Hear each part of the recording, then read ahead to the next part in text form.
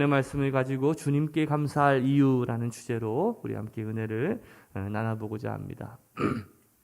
사실 제가 설교자로서 제일 힘든 설교가 어떤 설교냐면 절기 설교가 제일 힘들어요.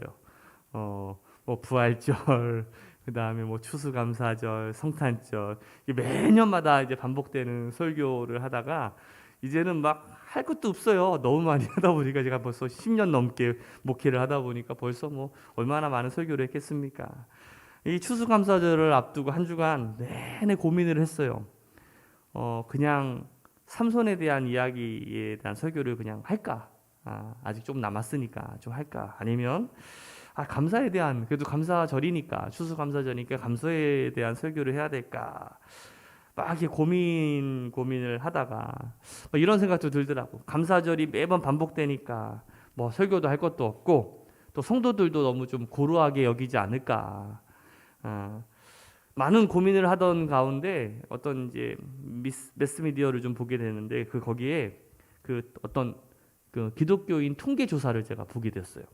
크리스천을 대상으로 한 어떤 조사였는데 특별히 감사와 관련된 그러한 통계였습니다. 그 조사를 좀 제가 보면서 좀 놀라기도 하고 좀 충격이 좀 빠졌어요. 뭐 다 설명할 수는 없는데 중요한 몇 가지를 제가 좀 보면서 여러분들도 함께 좀 그것들을 좀 보면서 나는 어떤가를 한번 좀 보시면은 좀 유익할까라는 생각이 들어요. 첫 번째는 이거였어요. 기독교인 4명 중에 1명 정도만 하나님께 감사와 찬양을 한다는 거예요. 기독교인 4명 중에 1명만.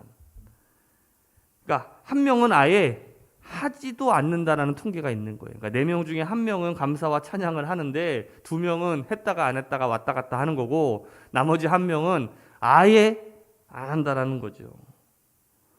그리고 이 감사에 대한 표현으로 어떤 기도에 대한 이야기는 굉장히 많이 나오는데 상대적으로 봉사의 영역은 적었다라는 거예요. 이게 무슨 말이냐면 감사를 말로만 한다라는 거지. 그러니까 우리 신앙생활을 말은 참 잘하는데 실제적인 실천이 약하다라는 거예요.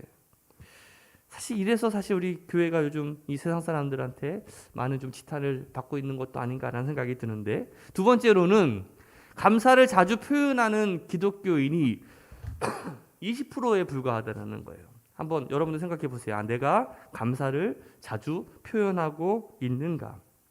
그러면 왜 감사를 표현하지 못합니까? 첫 번째가 뭐냐면 어색해서 못한다는 거예요. 그리고 어떻게 하는 방법인지를 몰라서 그랬다라는 것이죠.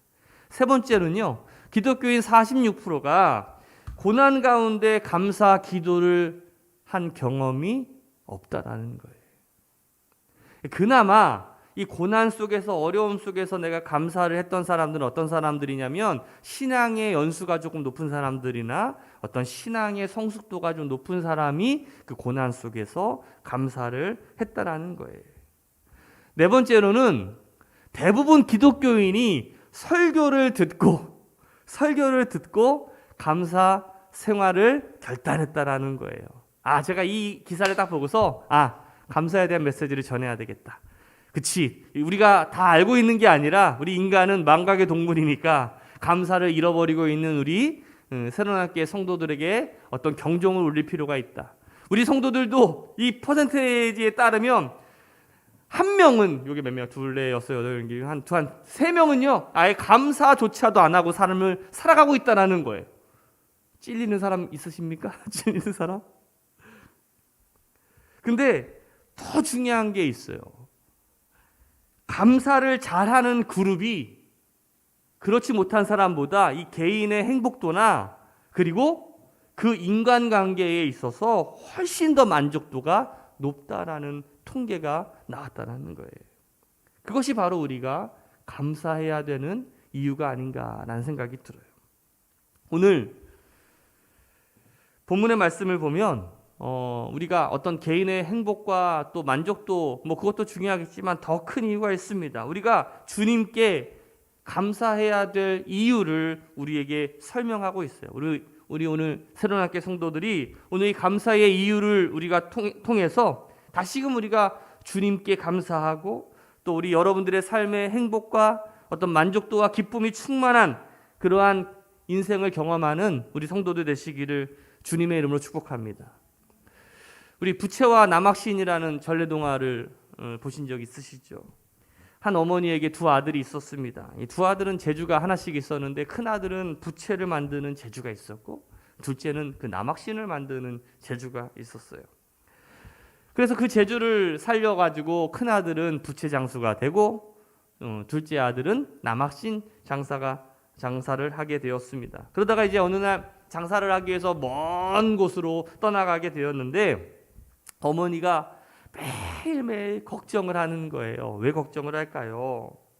날이 맑으면 이 둘째 아들이 남학신이 안 팔릴까 봐 걱정을 하고 비가 오면 우리 큰 아들이 부채가 안 팔릴까 봐 걱정을 하고 그러니까 매일 365일 그냥 걱정 날씨가 맑아도 걱정 비가 와도 걱정 맨날 걱정을 하면서 살아가는 거죠. 그 모습을 지켜보던 이웃집 아주머니가 이렇게 이야기하는 거예요. 어머니 그렇게 울상짓지 말고 반대로 생각을 해보세요. 날씨가 맑으면 큰아들이 부채를 잘 만드니까 그게 장사가 잘 돼서 좋고 비가 오면 둘째 아들 남학신이 잘 팔려서 좋고 그렇게 생각하시면 좋잖아요. 그러자 이 어머니가 무릎을 치면서 내가 왜 그 생각을 못했을까? 한번 따라 합시다. 내가 왜 그 생각을 못했을까? 이 이야기는요, 우리에게 이 생각의 전환이 얼마나 중요한지를 우리에게 알려주는 이야기입니다. 같은 상황이라고 하더라도요, 생각을 전환해 보면 우리에게 감사할 것들이 너무나 많이 있다라는 거예요. 이것이 믿는 사람들의 자세죠. 그럴 수 없는 상황 속에서도 내가 감사할 수 있는 사람. 그런데 믿지 않는 사람들, 이 세상 사람들은 없는 것, 안 되는 것만 생각하고 날마다 찡그리며 불평, 불만 속에서 삶을 살아가고 있지 않습니까? 오늘 본문의 다윗은요, 믿는 자였습니다.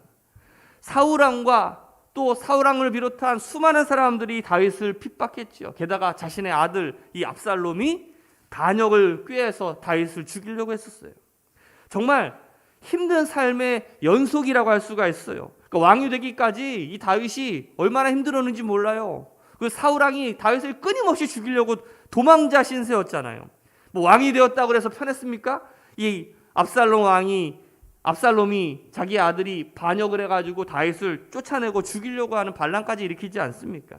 그런데 가만히 보면 다윗은 불행한 삶을 살아갈 수밖에 없었지만 그는 그 불행에게 집중하지 않았어요. 불평불만하지 않았어요. 오히려 하나님의 인도하심에 감사하는 삶을 살아가게 됩니다. 오늘 시편 18편은요. 왕의 감사시라고 불러요. 왕의 감사시. 오늘 특별히 이 본문의 말씀은 그 다윗의 어떤 신앙 고백의 어떤 결정체, 어떤 결론에 해당되는 말씀이라고 할 수가 있습니다. 저는 오늘 이 본문의 말씀을 통해서 우리가 이 주님께 감사해야 되는 이유를 깨닫고 감사하는 인생이 되시기를 주님의 이름으로 축복합니다. 첫 번째는 이것입니다. 주님께서 우리를 구원해 주셨기 때문에 우리가 감사해야 되는 거예요. 오늘 여러분들 예수님 때문에 여러분들 구원 받으셨어요? 안 받으셨어요? 구원 받은 것만으로도 우리가 감사해야 된다는 것이죠. 우리 48절 말씀을 같이 한번 읽어봅시다. 시작. 주께서 나를 내 원수들에게서 구조하시니 주께서 나를 대적하는 자들의 위에 나를 높이 드시고 나를 포악한 자에서 건지시나이다. 여기 보니까 구조해 주시니라는 단어가 있는데 이 구조해 주시니라는 뜻이 바로 우리를 구원해 주셨다라는 뜻이에요. 이 다윗이 이 사울왕과 그의 무리들뿐만 아니라 자신을 핍박하고 괴롭히던 자들까지도 그들로부터 구조해 주셨다, 빠져나오게 해 주셨다라고 말씀하고 있어요. 우리 오늘 에베소서 2장 8절과 9절 말씀을 봅시다. 너희는 그 은혜에 의하여 믿음으로 말미암아 구원을 받았으니 이것은 너희에게서 난 것이 아니라 하나님의 선물이라. 행위에서 난 것이 아니니 이는 누구든지 자랑하지 못하게 함이라.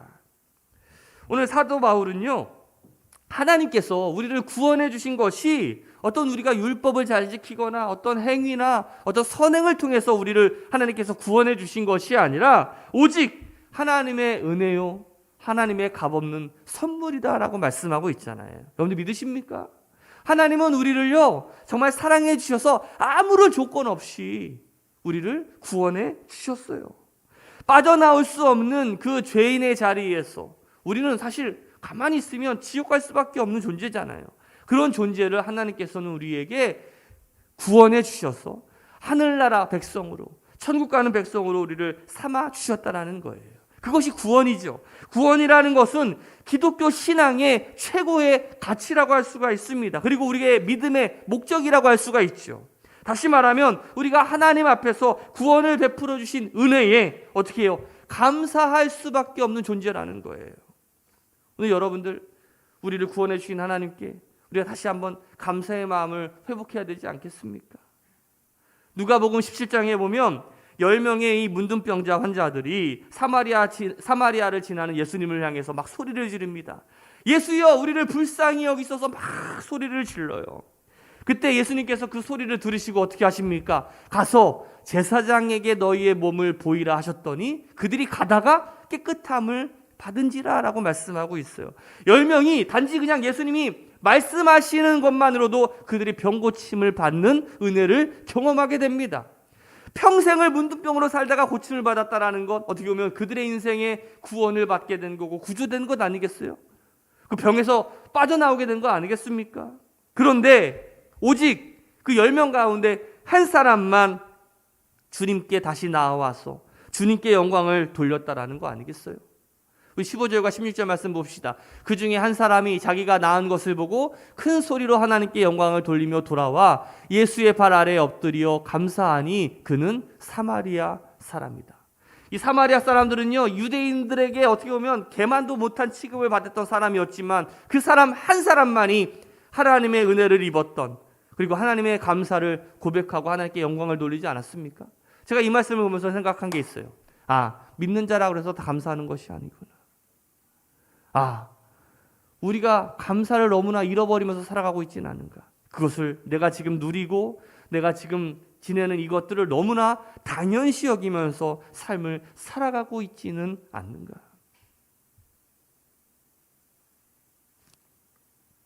오늘 우리가 이렇게 삶을 살아갈 수 있는 이유도 어느 누군가의 어떤 섬김과 희생과 그들의 눈물과 또 그들의 땀을 통해서 우리가 이런 삶을 살아가고 있는지도 몰라요.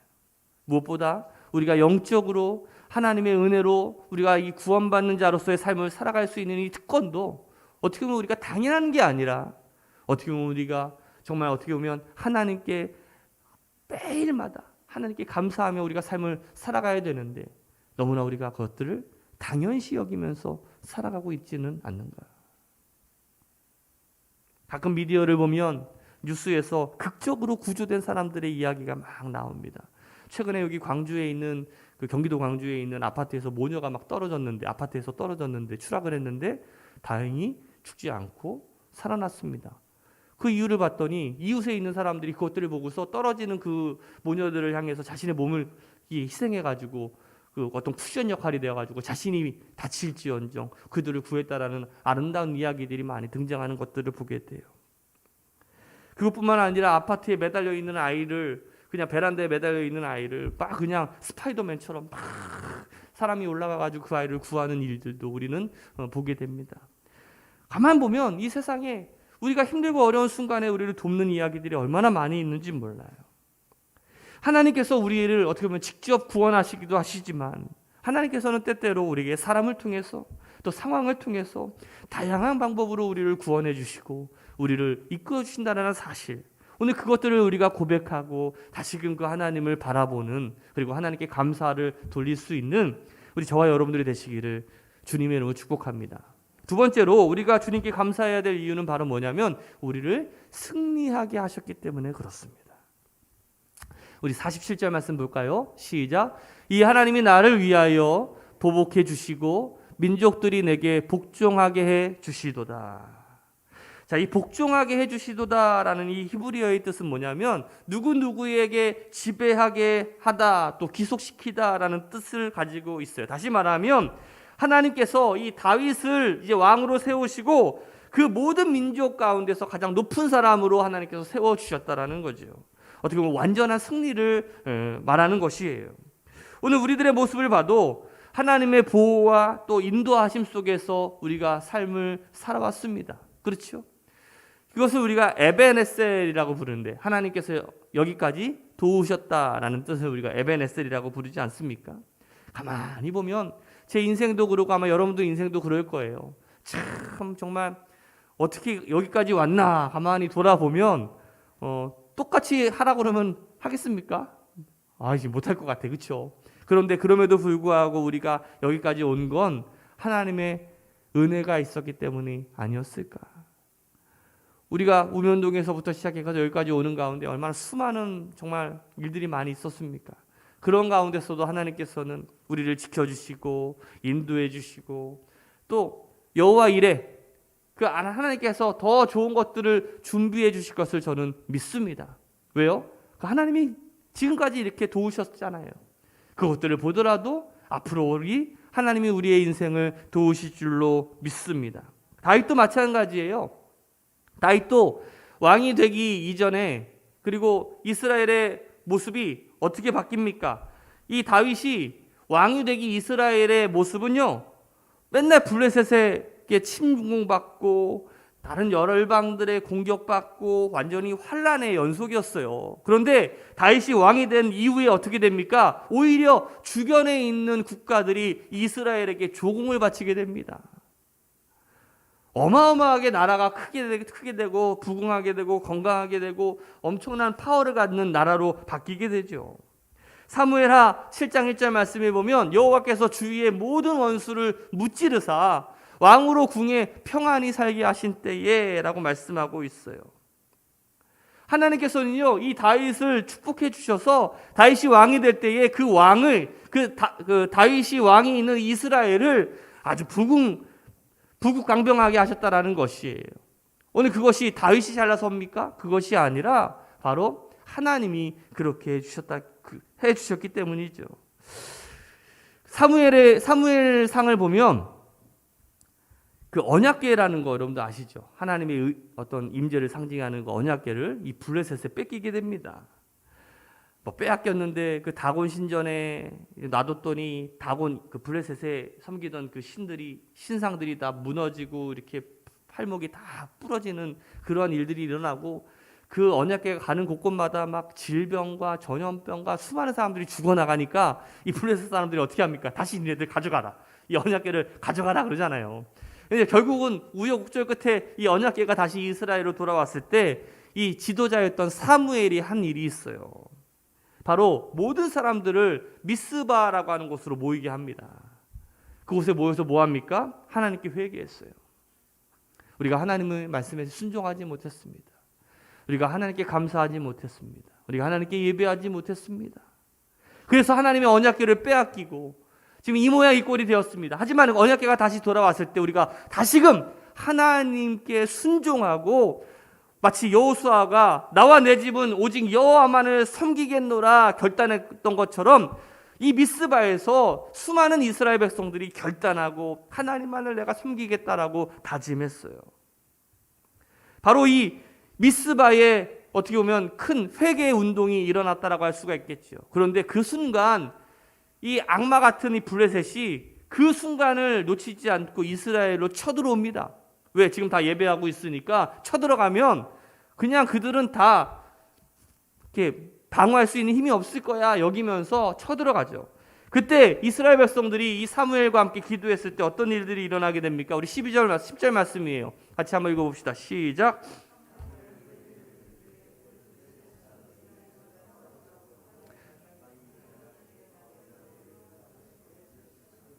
큰 의뢰를 바라여 그들을 어지럽게 하시니 그들이 이스라엘 앞에 패한지라. 우리는 싸울 수 있는 힘이 없었지만 누가 싸우신 거예요? 하나님께서, 여호와 하나님께서 싸우셔서 이 블레셋을 승리케 하셨어요. 결국 사무엘이 그 승리를 기념비를 세우면서 그곳을 에베네셀이라고 부르게 됩니다. 우리 12절 말씀이에요. 사무엘이 돌을 취하여 미스바와 센 사이에 세워 이르되 여호와께서 여기까지 우리를 도우셨다 하고 그 이름을 에베네셀이라 하니라. 오늘 우리는 싸울 힘이 없고 우리는 아무런 능력도 없지만 우리를 지켜주시고 우리를 승리케 하시는 그 하나님이 있기 때문에 우리는 이 에베네셀의 축복을 경험하게 될 줄로 믿습니다. 그리고 승리를 경험하게 될 줄로 믿어요. 하나님은요, 감사하는 자를 높여주셔요. 여러분, 넬슨 만델라라는 대통령 아시죠? 이 남아프리카 공화국의 이 대통령이었던 어떤 세계 최초의 흑인 대통령 아니겠습니까? 이 넬슨 만델라가 이 세계 대통령 중에 가장 감옥에 오래 있었던 사람인데 종신형을 살다가 22년 만에 출소하게 됩니다. 이 사람들이 만델라가 나오게 될 쯤에 나이가 70 정도 되니까 정말 허약한 모습으로 나오지 않을까 막 우려를 많이 했어요. 건강도 많이 약하고 그러지 않을까. 근데 70세가 넘는 나이에도 불구하고 아주 건강하고 씩씩한 모습으로 이렇게 나오는 거예요. 그의 모습에 많은 사람들이 놀라고 그 기자들이 이제 취재하면서 질문을 합니다. 다른 사람들은 5년만 감옥살이를 해도 건강을 잃어서 나오는데 어떻게 이렇게 오랜 시간 동안 감옥에 계셨음에도 불구하고 건강할 수가 있었습니까? 그러자 넬슨 만델라 대답이 이거예요. 나는 감옥에서 하나님께 늘 감사했습니다.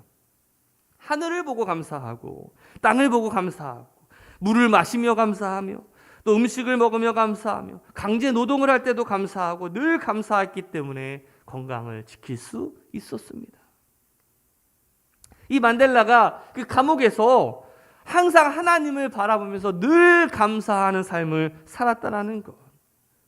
바로 그 이후에 이 만델라가 출소 후에 노벨 평화상을 받게 되고 대통령이 될 수 있었던 이유는 바로 하나님께 늘 감사하는 마음이 있었기 때문에 가능한 거예요.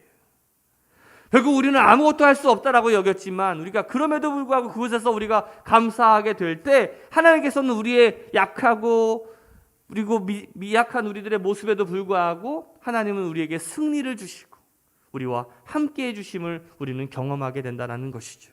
바로 이 감사라는 것이 그래요. 감사는 하나님의 도우심을 우리에게 이끌어내는 원동력이 되는 것이죠. 오늘 여러분들이 그 감사를 회복하시기를 주님의 이름으로 축복합니다. 마지막으로 세 번째는 은혜를 영원토록 베풀어 주셨기 때문에 우리가 감사해야 되는 겁니다. 제가 보니까 다윗은 목동이었습니다. 그렇죠? 목동이었는데 하나님의 은혜로 이스라엘의 제2대 왕이 되지 않습니까? 근데 이 다윗이 어떻게 보면 자신이 이스라엘의 왕이 된 게 자신이 잘나고 자신이 어떤 엄청난 능력이 있어서 된 것이 아니라는 거예요. 여러분들 다윗이 이러한 축복을 받을 수 있는 비결이 하나가 있었는데 뭐냐면 이 다윗이 간절히 원했던 소원이 있어요. 다윗이 어떤 것에서 가장 큰 소원을 가졌냐면 다윗이 그 지중해에 있는 수많은 어떤 그 제국주의처럼 모든 나라를 다 내가 정복하리라라는 어떤 꿈, 그리고 엄청나게 건축물을 세우고 엄청난 어떤 자신의 공로를 막 드높이려고 하는 것이 그 사람의 꿈이 아니었어요. 다윗의 유일한 소원이 뭐였냐면 우리 같이 한번 읽어볼까요? 자, 시작. 내가 여호와께 바라는 한 가지 일 그것을 구하리니 곧 내가 내 평생에 여호와의 집에 살면서 여호와의 아름다움을 보며 그의 성전에서 사모하는 그것이라. 시편 27편 4절 말씀에 보면 이 다윗의 시인데 다윗이 바라는 것 그거예요. 하나님께 여호와의 집에 거하는 것, 여호와의 아름다움을 바라보면서 그의 성전을 사모하는 것. 이러니 하나님께서 다윗을 어떻게 해요? 이뻐하지 않을 수가 없겠지요. 결국 이 다윗의 마음에 하나님께서는 다윗이 원하지 않은 그 수많은 능력과 강대함을 하나님께서는 허락해 주셨다는 거예요. 저는 우리 새로운교회 성도들이 이 비밀을 깨달았으면 좋겠어요. 하나님 맨날 나에게 하나님 주여 6자리 숫자 좀 알려주세요. 6자리 숫자 좀 알려주세요. 그렇게 삶을 살아가지 마시고 우리가 하나님을 사랑하고 여호와의 성전을 우리가 사모하며 묵묵하게 하나님을 지키면서 나아갈 때 하나님께서 우리에게 부어지는 축복이 있어요. 오늘 그 축복을 누리며 살아가는 우리 새로나게 성도들 되시기를 주님의 이름으로 축복합니다. 가만히 보니까 여러분들 가끔 보면 우리가 가전제품을 바꿀 때가 있잖아요. 보통 보니까 냉장고는 원래 뭐 10년 그렇죠? 뭐 이제 김장철이라 뭐 김치 냉장고도 뭐 하게 되면은 요즘에는 이제 수명들이 좀 단축된 것 같아. 이게 참 신기한 게 이게 기술력인 것 같아요. 어느 정도 7, 8년 딱 되면 어느 순간에 그게 갑자기 안 돼. 너무 신기하지 않아요? 그게 기술력인 것 같아. 핸드폰도 2년 되면은 딱 안 되는 것 같아. 그렇죠? 그러면서 2년마다 계속 바꾸게 하려고. 아, 그게 기술력이구나.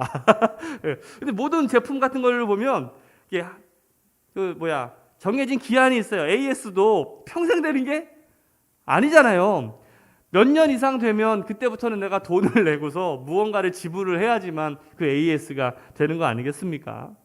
그런데 그 국내 통신사 중에 그 LG U+가 그 2016년인가요? 그 LOT 서비스라고 그 홈 사물 인터넷이라는 서비스를 평생 무상으로 지원하겠다라는 공약을 합니다. 그게 뭐냐면 이 장애인들을 위해서 이 장애인 날을 맞이해 가지고요. 청각 중증 장애인들을 위해서 이거예요. 홈 사물 인터넷 서비스가 뭐냐면 이제 장애인들이 혼자서 집에서 생활하기가 굉장히 어렵잖아요. 그러니까 어떤 도어캠, CCTV나 이제 어떤 가스를 이렇게 하는 거나 이제 플러그를 이제 락하는 거나 아니면 이제 그 핸드폰에서 그 모든 것들을 이제 다 조정할 수 있는 거예요. 가스불도 끄고 불도 켜고 하는 것들을 다 이 핸드폰에서 할 수 있는 거. 그래서 핸드폰으로 문도 열 수 있어요. 그러니까 이제 장애인이 거기까지 집에 현관까지 나가지 않더라도 문도 열 수 있고.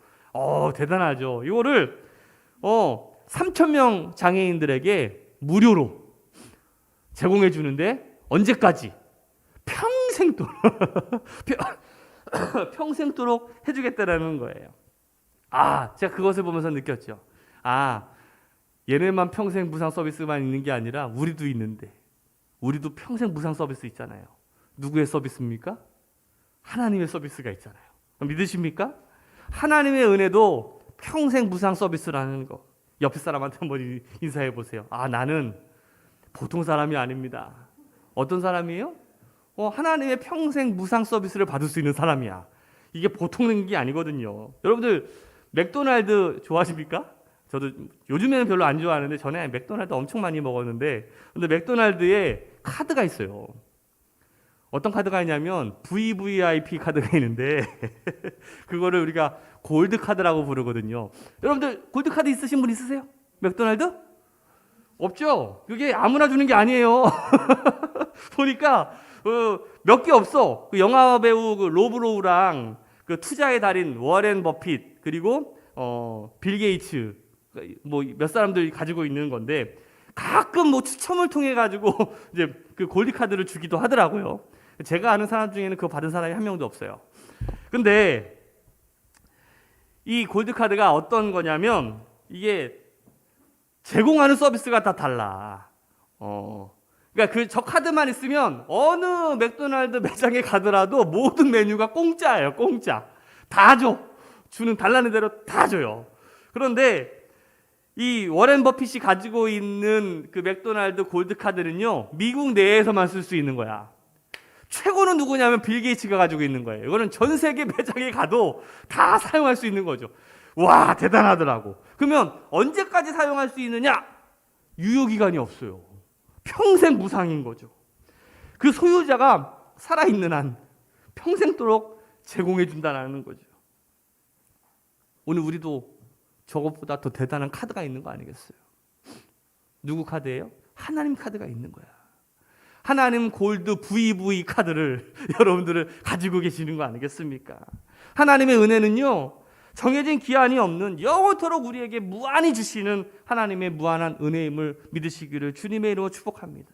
마치 이 맥골드 체인 카드처럼 하나님께서는 우리를 사랑하셔서 영적 골드 카드를 우리에게 지급해 주셨어요.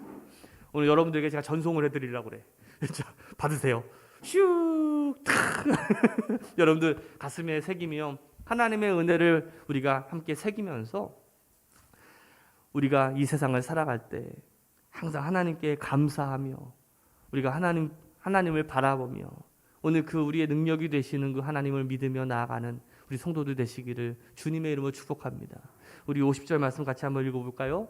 여호와께서 그 왕에게 큰 구원을 주시며 기름 부은 자에게 인자를 베푸시며 영원토록 다윗과 그 후손에게로다. 저는 오늘 여러분들의 믿음과 또 감사를 통해서 여러분들의 가문 대대로 하나님의 영원한 축복을 누리며 살아가는 우리 새로운 함께 성도들 되시기를 주님의 이름으로 축복합니다.